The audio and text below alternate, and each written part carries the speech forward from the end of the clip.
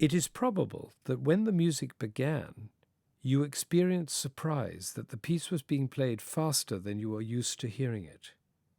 But possibly after a while, you settled into the new mode and forgot your initial discomfort. Perhaps this performance brought to light things about the music you had never noticed before. Perhaps it set you wondering just what kind of a movement this really is. Let's take a closer look. Beethoven marks the piece to be played adagio sostenuto, which means slow and sustained. But the time signature at the beginning is 2-2, i.e. 2 slow beats in the bar, not 4-4 or 4 slow beats in the bar, as we often hear it.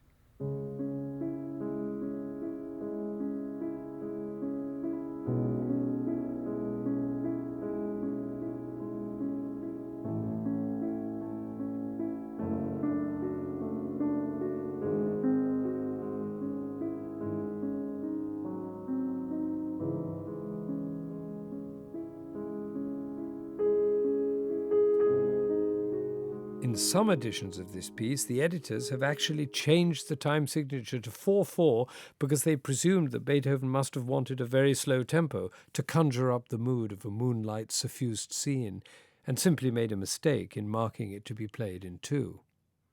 The first thing we're conscious of is the triplet figure in the right hand.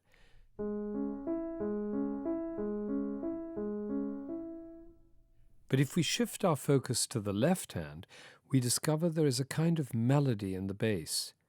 It starts out on C sharp,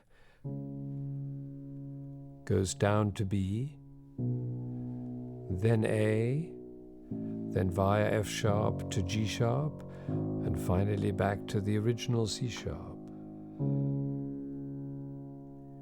We can then perceive that in a sense the 2 C sharps are linked, rather the way 2 pillars in a church are linked by an interconnecting arch. If the pillars are placed too far apart, the arch will collapse. In musical terms, if the tempo is too slow, the connection between the 2 C sharps simply disappears from the listener's perception. Here is the first phrase in the bass, which I will sing as slowly as possible without taking a breath, in order to ensure that the connection between the 2 C sharps is clearly maintained.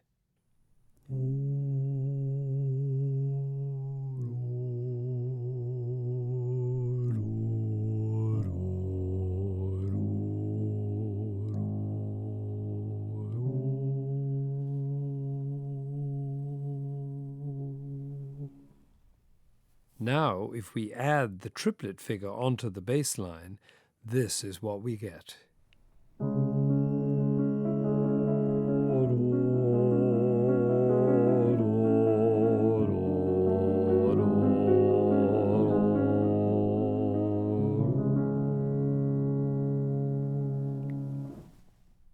In other words, it is just possible that the most famous piece of piano music in the world may have been misrepresented for the past 170 years. As it turns out, Beethoven never thought of this piece as being about moonlight.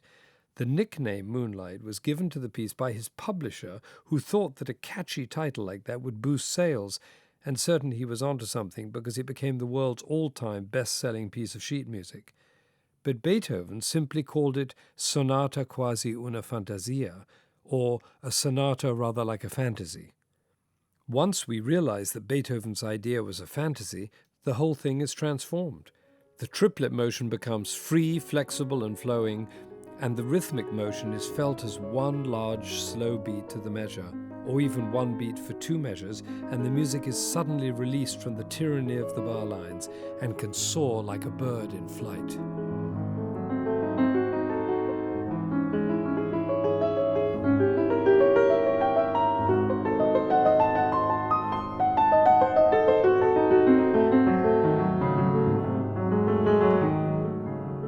But how can we be sure that Beethoven meant his Sonata quasi una fantasia to go that way?